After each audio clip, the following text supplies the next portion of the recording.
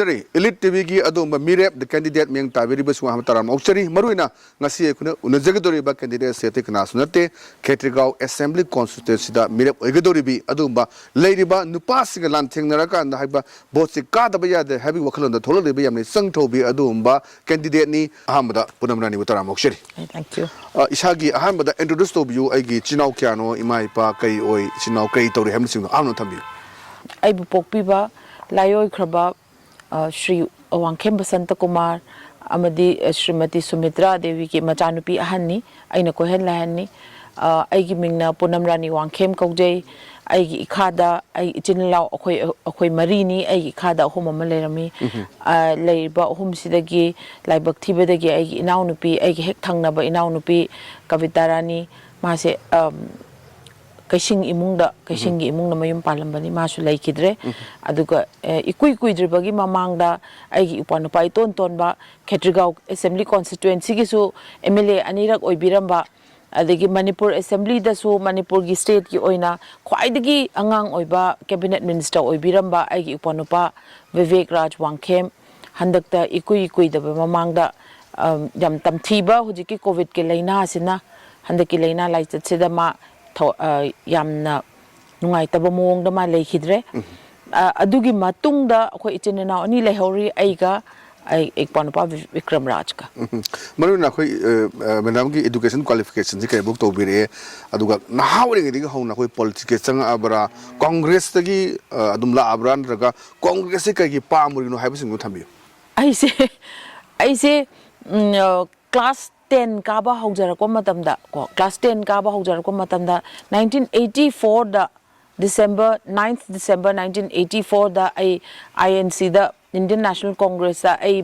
membership lauraga member oina yaujarai matamdu da Congress ki karmi ema oina da yaujarakpani hojik phawda over 30 years chahi kunthra gi mathakta Congress party ki karmi ema oina lejarami karmi oi amar lejaramba dagi mathang sum hai promotion ka khajarak hai tare ko hojik phawda national level da anirak national executive oijarame amukna NSUI National Students Union of India All India gi oina General Secretary oina thau pujarami chahi mari makhairom thau pujarami adugi matungda 2011 dai 2014 ba All India Mahila Congress ki secretary oina aduga state achawa state ma North East state manga along with West Bengal aina in charge oina paijarami aigi political career se started as a student activist student political activist hai tare ko aduga aidi hujik phawbada whatever I have learned aina politics aina tamjarakpa aina haijaba aina tawjarakpa mayam se it is all as a congressman. Okay legidraba pabung su khoi KSHETRIGAO kendra da Meerep oidana mai paktana minister oirami aduga legidraba inau su minister oirami Vivek Raj su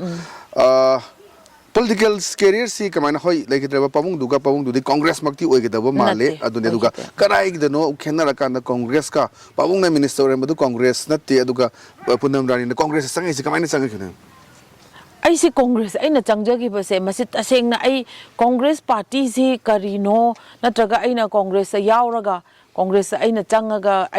National Students Union of India da changaga karino aina tawrudoi ba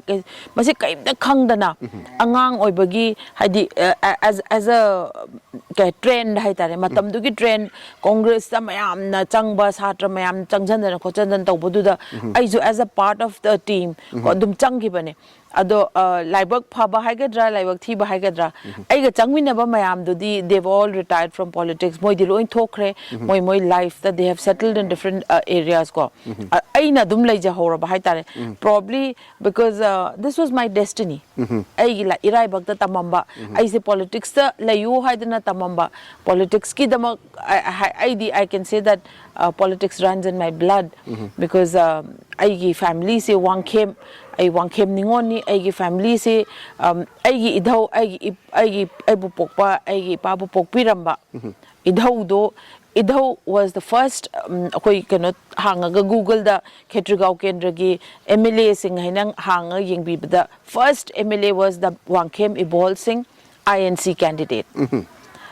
adudagi hujik phauda 11 assembly elections, the one that is coming up is 12th assembly elections niko. Tara ni thoi suba vidhan sabha gi election hendak akoi na fight tawna dori bise tara ma thoi election tara ga ma thoi Manipur da tawgraba sidai sida election tara Wangkhem family na thengna khre. Haidi it's a big record niko yam chawba kano achievement namani aduda aina handak thengna jaga dori se as a Wangkhem tara ni thoi vidhan sabha election tawrakpa matam je tara ma thoi suba Wangkhem family na thengna dori ni haidi just one ama election ama khaktang ni khoi family na fight taw khidabase atai di khoi family na adum loin every election hai tare fight taw re. Okay, this is very interesting. Aduga lakshaning si maro ina khoi haji phawda Punnam Rani ki contribution hai tai ko kari togre khoi KSHETRIGAO kendra sida soibokti ai achievement ni kaina khan beaba kari lebi KSHETRIGAO kendra gi oina di it's I na shi haja doris it's very unfortunate for me to say something like this. I na haja doris ta seng na masi yam ta bada di nungai ba wanate but ai di isamak oina Punnam Rani Wangkhem oina ai KSHETRIGAO kendra da vote lepcha ge haidana aspire tawraga leiramba candidate amana chade because ai gi upanupa ama chau chau na ma ex minister ni former MLA ni ani term anirak MLA oibiramani aigi upanupa Vivek Raj leibanina mana dum lep kani haidana dum leibanina aina di KSHETRIGAO kendra da changaga natraga ai KSHETRIGAO da ai si tauge ai nongmodi ai Meerep oige haibagi aingonda wakhalon do sungchen chen gidabanina I cannot claim ko aina yes ai family ama oina ai brother gi vote ka ba gi mana tawba thabak mayam do ai claim adudi aina claim tawningai kano leite na khal there is no scope in claiming that but ai aduna taba ai gi politically ai gi kari kano tawjage haiba taradi ai over the period of 30 plus years ko aina politically aina tawjarak paibu ai 2015 dagi hujik phausi ai August 2021 phause Manipur Pradesh Congress Committee gi ai General Secretary protocol oina paijar e mayam na su dum ubiram gani all VIP visits everything ko aina manage tok jaba aina organize tok jaba yamna loina ma ai gi duty ni ado ai 2000 handaki August ai di vote lep ka dore ai si aingonda aina protocol pairaga leiba hai protocol pai ba si VIP amana lakwa matamda from the point of landing at airport till the point of taking off from the Imphal airport ai gi duty ni to cover him up to organize things for him ado ai hujik vote lepadi adu mayam du ai ngamjararoi haibagi ko it has been protocol je atopa akoi gi general secretary atopam da pi khre aduga aina hujik I'm in charge of Sombung district aduga aina ceremonial akoi gi functions mayam de akoi gi office ki si mayam se na in charge oina leijabani hujik na over that ai kano gi akoi MPCC gi pandemic management subcommittee na akoi subcommittee male tawkhriba handaki lockdown ani sida awana taraba praja mayam sida akoina ngamba essential commodities mayam yen akoi haidi akoina yengsin jaba chatpa award pa mayam do mention jaba chatpa sida aina convener oibanina I played a big role in it ko ai mafam chatana akoi gi Manipur sida akoi Manipur Pradesh Congress Committee gi oibanina akoi state ta ek thong mangamba akoina chatpa yaba ngamba akoina hadi reach out to bangamba jaga pumna makta ai chatana akoi leita lairagi yum leiram da ba phau akoina akoi gi kano tawraga yum saba khotpa degi mayam loina ma award apa mayam loina ma yengsan jaba do ai throughout the lockdown ai tawjai ado akoi gi Manipur Pradesh Congress Committee gi oina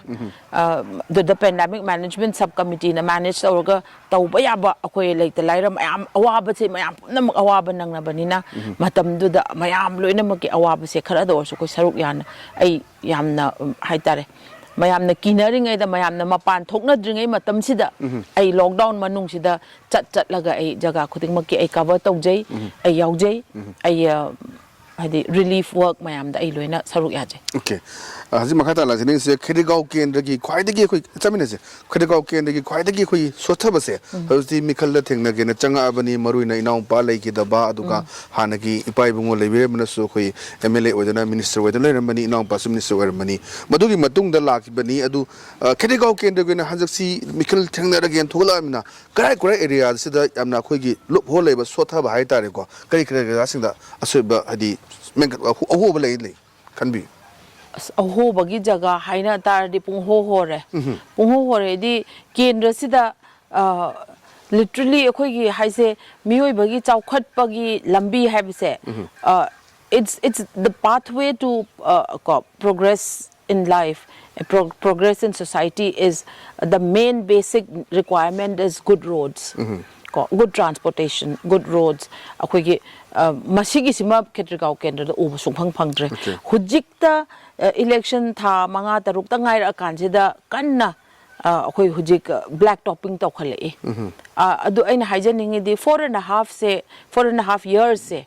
kadai lei biru ge ba kadom da tumbi ru ge ba udabra kendra se da nong talak pi dabra adu ita di kari maram ge sukyam sothana leino akhoi se district headquarter ama lei riba kendra ne akhoi kendra se district headquarter ama lei riba kendra se da even district headquarter lei riba magi road tu bhau ayam chatlaga yengbiyu DC ki mamangi lambi bok chatlaga yengbiyu yamna kai haitare unpresentable oiba condition number the lei ko loina khoi complete constituency sida si lambi sima yam phare hainingai amta leite amta ode besides that akhoi gi kaino se akhoi gi KSHETRIGAO kendra se numit nini nong ta bada kendra se pungthum thume ising floods se yam toina floods tawba yam toina floods tawba aduda masigi floods tawri sigi maram se kaino habase kanamta ne yengsan bidaba masi kamain tawroga khoi rectify taw sige habase nongta kanamta khanna biba ai thengna jadri ado ai gidi tasengna sum mitna uba haisi adudagi hena sengningai paudam leite ko adu chatpani na koi chatpani na kendra sida awana kaya thengnei aduga leita laira kaya thengnei ahalaman mayam ama thengnei akhoi si sidore hujipho pension phangde ne pension sung phangde sung PPP de chahi mari makhai je ko pension phangaktre haibase mioi pumnamak se paktak na haine si kari maram gino pension is the right of the individual given by the constitution it is not from anybody's pocket adu itadi migi phangjagadaba magi right to ahalorbi ima amana natraga ekonoma ipa amana yam ahalorba mayam duna phangjagadaba moigi khitang makhuta paisa khitang le paijaraga moigi mana kai apamba kai no message na jaga do paisa dubu karomda karamba site divert tawbiribano kari maram gi divert tawbiribano because that is the right of the individual adu aidi masuguma questions yam hangjaningi because it concerns all of us adu haidi hoi akhoi ai su gyan ta jai election haise hujikti thainagi election ga manade ko there's a lot of financial involvement yam lei aduna financial involvement yam lei habadu face tawba ngamgani haidana MLA hena lepaga thogla ibanatra ai praja ge seva tawge thogla ibanatra adu itadi praja gi sarkar na piriba kendra sarkar na piriba praja ge hak tudi lot laga thamba natraga topat jaga am da divert tawbududi madumakti tawhaninde okay as road communication ma leijare aduga ana layeng leidoi ko road communication ma that's not okay leide ana layeng kamai tawri education kamai tawri mai kamai tawri ising kamai tawri KSHETRIGAO kendra kari no haji road ke watpam leide ade kari war pali KSHETRIGAO kendra da mayamna khangbiramgani ko ngan thak aina ko ba khoi reservoir am le ko water reservoir se khoi gi chingkhatli ba ising je khoi iril turen de chingkhatli ba ising ne ba iril turen de gi chingkhatlaga semi ba water reservoir se de gi khoi water supply se de gi pi ba ising je KSHETRIGAO kendra gi prajana di thak pa phang de it's a kai haitare mase yamna nokningba kendra sigi leiriba praja irin turin mapan sida leiriba praja mayam sidabu yamna karem nabagi mawong ama ta dore bako kai gino da noigi leijariba ising do khoina chingkhatlaga akhoina sungdo aga madu ising do drinkable portable ohela kanda portable water sina imfa atopa jaga da thadokani noidi turen de mising tha haibagi mawong ne khoi da tawbiriba attitude se I think sigi se people need to think wakhan khanda ba darkar oi lawmakers singna long term planning to bi ba darkar oi aduga aina haijaning madi yamna promises pang taw tawraga promises to keep taw banga moi da bo oi tar di tawbinu madudi kaino da praja the expectations to hengat han bi gano praja ne leijari ba moi gi lifestyle da karigumba anoba kaino ma tawbira ko mayam matam du da mayam na harau jabdo aduna phai ha bako mayam expect asman si tawni haibane khoi si tawni haibane ngaira leiraga last adi MLA do thi khang da bodo adugi kaino du di tawbino it's a joke life se joke na te bako moi na khali khoi phagi pharang oina lawre ba mayam point ani leire aduga health sector kamain tori education sector kamain tori kendra segi ho ising phangdre mai kamain tori mai di state entire state loin khangbi ram gani huje akoi mai se akoi na palip akoi ki congress ki sarkar na palingai matam da Shri mingoi na panjarabada Shri Okramibo Bijina chief minister Manipur ki chahi tara manga chief minister oina panbiram ba matam da Manipur gi mai gi phipam se it took a 360-degree turn low gi bane ko kai you know da han di akhoi si tu tha anate nong madan pung ani khatang mai lakna dana mayam si kano ka se charge battery se yum khuding mak ta battery ga khinnaraga battery charging tawraga mai than bagi system je lairame ba adudagi khoi gi akhoi pabung ibobi gi kano sena sarkar sena paikhal aga diversion je khoi gi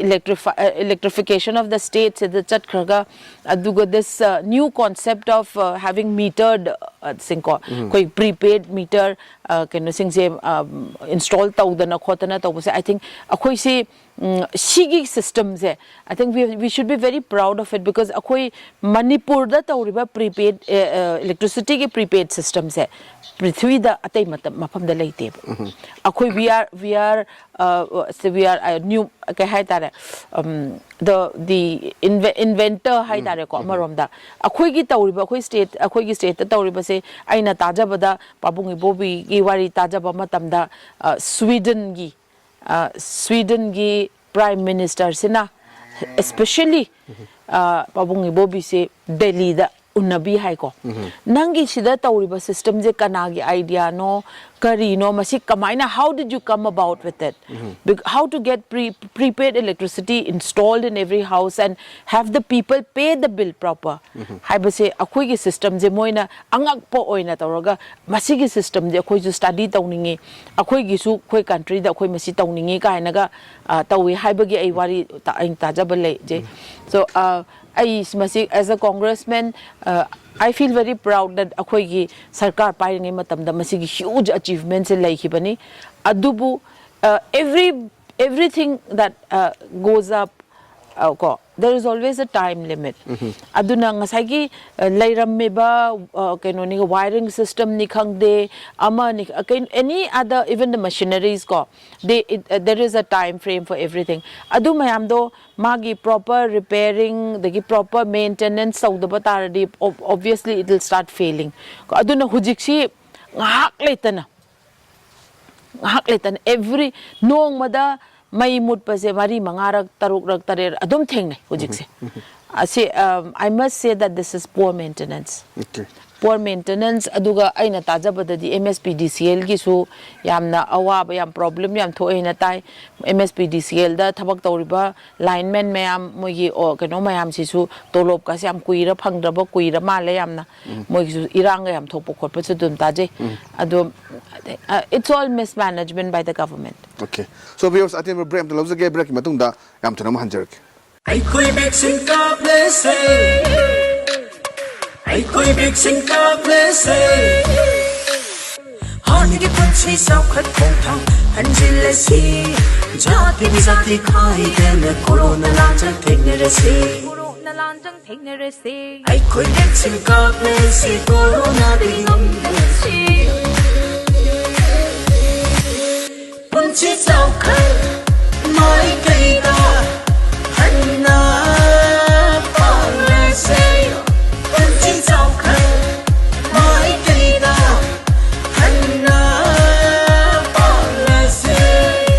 Asingmune, akhoi pone vaccine ka thokuna corona denga thokuna hani punsibu hanjano hanabada adu hisrok yabi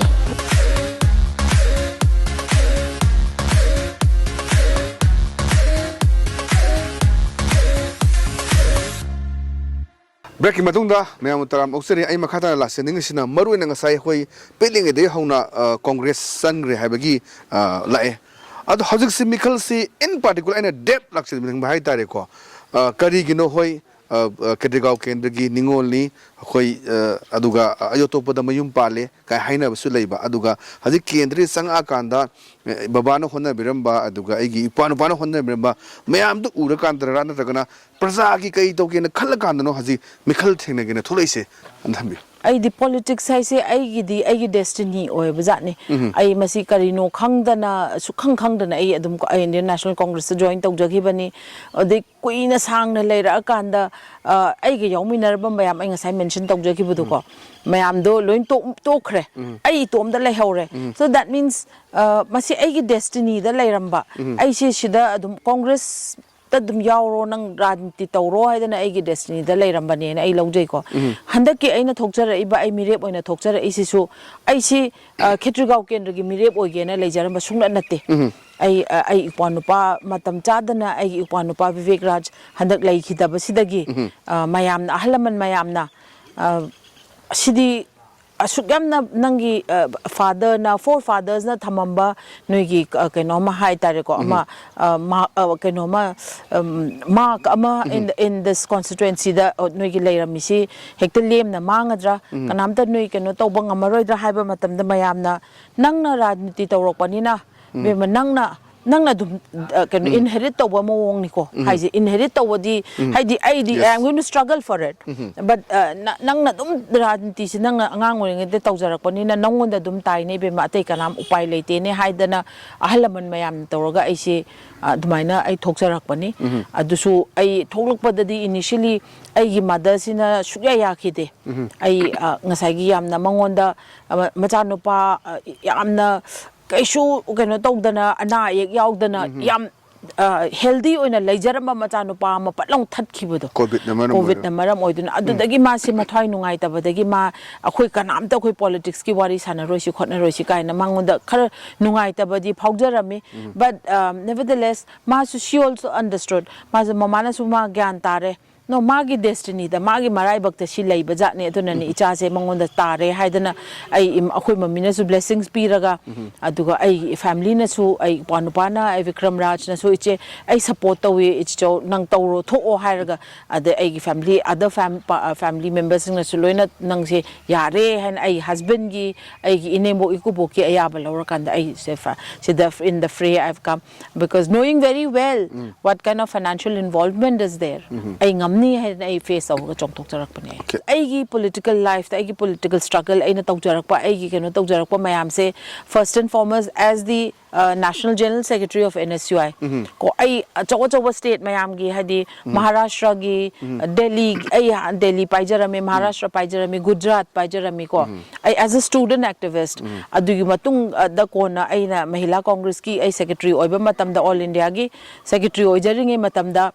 Northeast ki state Mari plus West Bengal haidi Northeast Sikkim Tripura Meghalaya Assam state Mari ma adugo West Bengal aina paijarami aduna ai political career se ngasai gi ai interactions ayamana mapan gi keno oina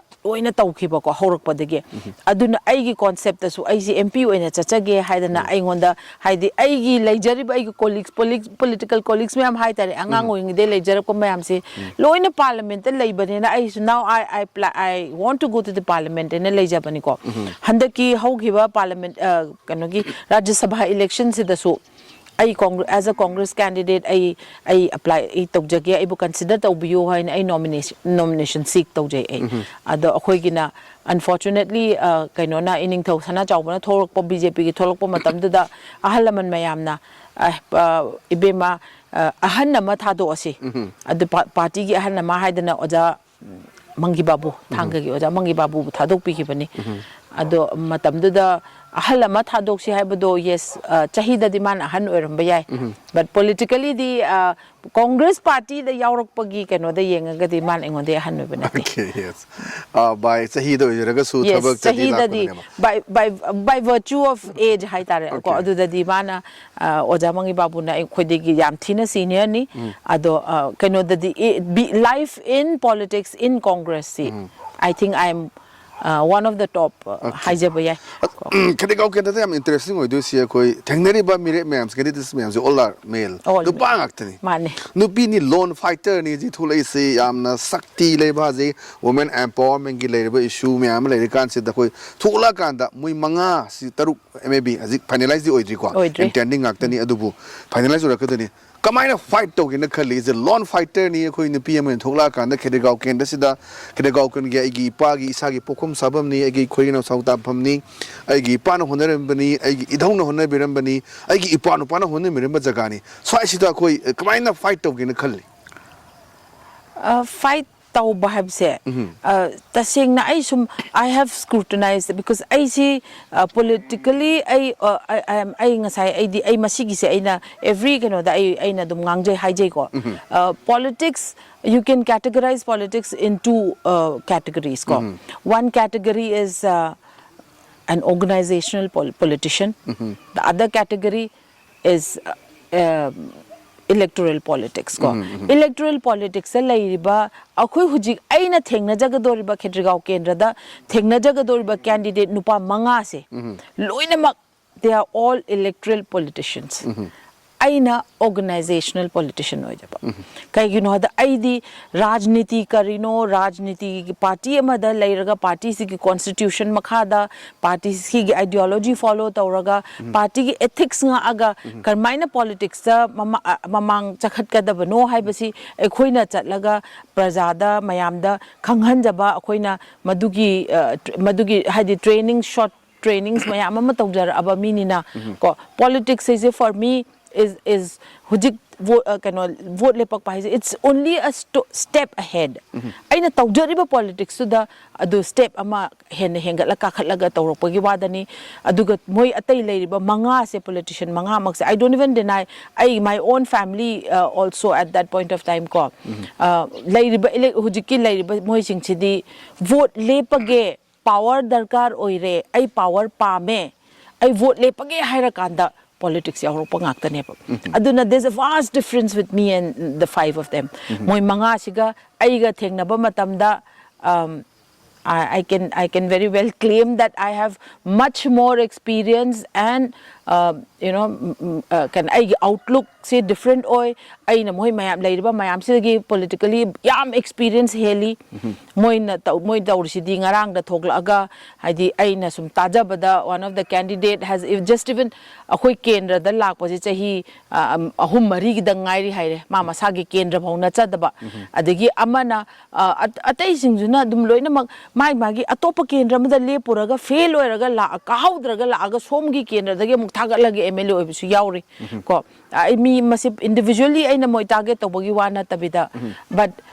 it is happening mayam loina mang uri sini mayam loi makhangi duni I na ngang bangang dabagi kemta darkar lete but I na haijaningi di rajniti tawbiraga praja bu seba tawge na thokpira atardi aigi thikadar oibagi attitude to thadopiu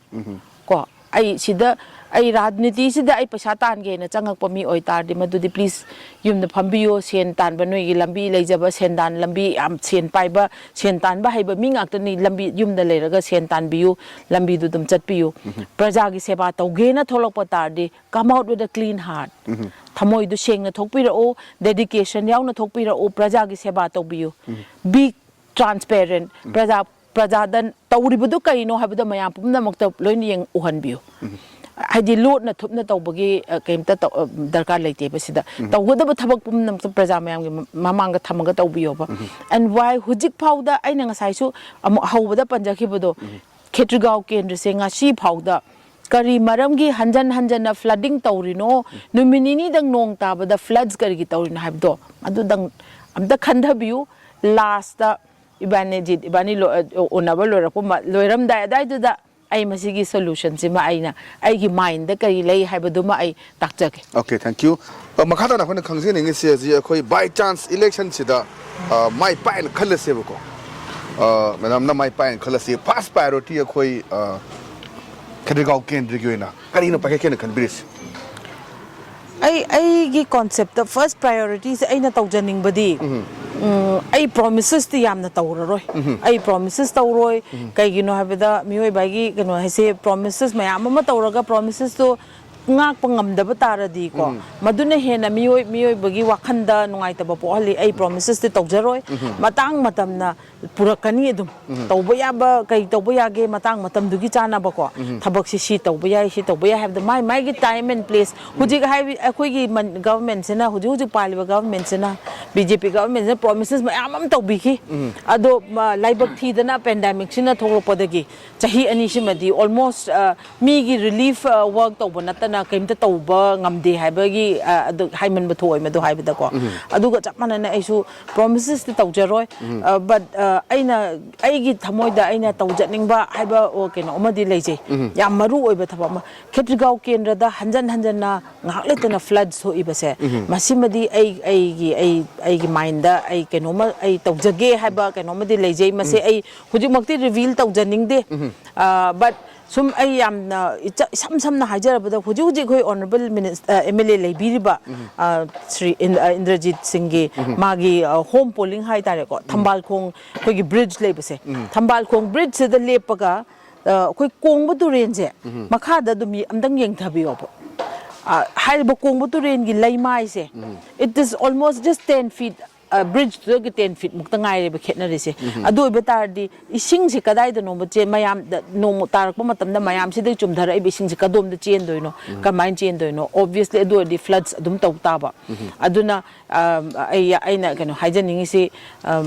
pre plan khitang darkar oi pre planning darkar oi ke khoi gi Khetrigaon kendra manung si da che liba river ani se iril turen amaga aduga kongba turen amaga haiba turen ani se yamna chawba yamna massive oiba khogi habara kumba adegi khogi keno da cheli ba atagi tai turen achaw gumba natte yam macha tributary macha ngaktani aduna sigumba macha tributary sing city sarkar gi proper planning matung ina city central government degi funding lautharaga hairiba khoi turen sing di embanking loina tawba ya ba turen macha ngaktani hadi sigi turen sing di khogi mapanda leiba keno khoi mayamna Punjab ka chatpiramadi Punjab da dum ubiram gane Punjab haise panj ab haibani ko Punjab manga turen achaw turen manga na chen ba state mayai da power ga chen ba state amane ba Punjab ta nong ta floods tawde Punjab ta nong ta floods tawde nong tai yam tai those Punjab ta floods tawde because they have proper canaling system a canal system akhoi gi shumlei leijade akhoi gi irrigation system yam por oi ado hujik su yamna inau no ba kaino thodok amada 4/22 अखोगी 4/22 हाइबा कनो सिदा polling station सिदा लैरिबा कनो से मोइगी यारन पाता लौ लैबा मी मयाम अमा लैने लौ मी मयाम अमा लैने मोइगी लौ सि हुजिक से लौ सि उबा ngamdadana ising flooding akletana tawdana लौ सि उबा ngamdadana mayamna complain yam tawne हाइरिबा लौफम सि कशु याम चावबा लौफम ओइ नते मफम दु यामना चावबा मफम द प्रोजेक्ट पाइखत कदबा नते बको अदु proper planning तawdaba हाइदि far cited ओइदबा mayam hai tare khoigi lawmaker haugiba lawmaker singsina aduna hujik phauchu mayam praja da problem mayam am thoi masi mayam se macha mayam se ai tamna adum yengsalakani matang matam dugi chana ba mafam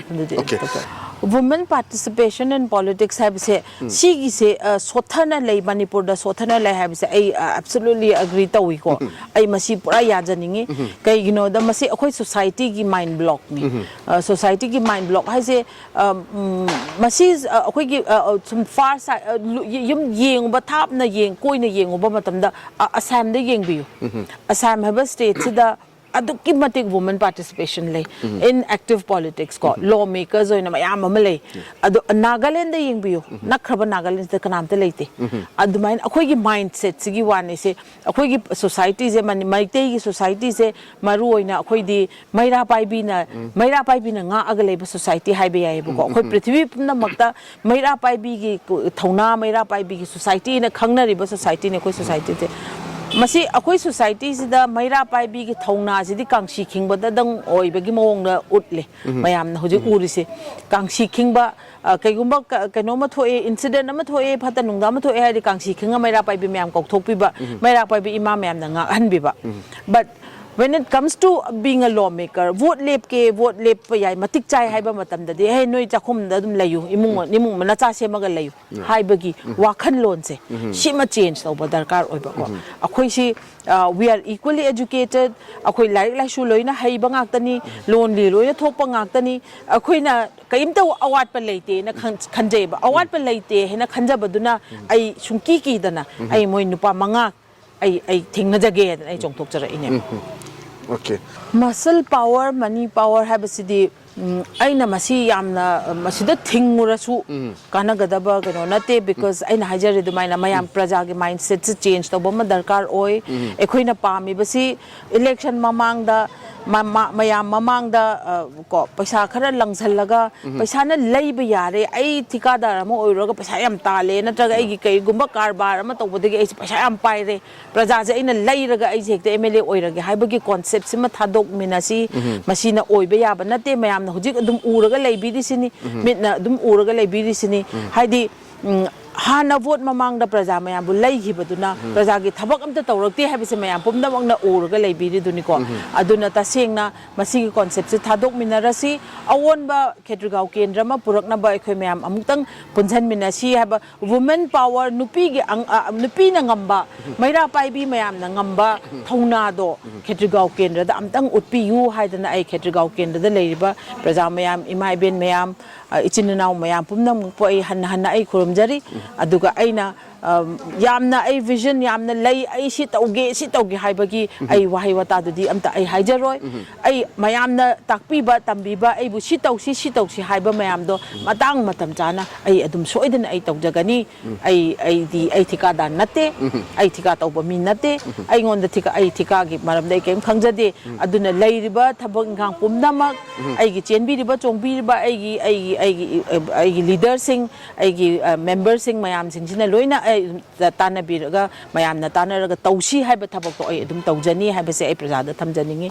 adu awon ba KSHETRIGAO kendra amadi pura asi akhoi se yamna 0 mile da leiba kenogi akhoi gi district headquarter ama leiriba kendra ni akhoi kendra si aduki matik sothai habi se mayam pumna mukna khangi lambi lamdang kamai tawe mayam pumna khangi masi pumna maksi ahong mama purakna ba mayam amtang punsan minasi makata na mathang episode ta tongan ba candidate nam unerba kanda man karigi mekhal thengna ga doriba mai pa kari toge khalliba kendra gi kari tawningi ba lamdang masi kari tawningi ba hai phum su em detail ona thamjage ngasi gi di kaina na ba yathing nejari pinebiresi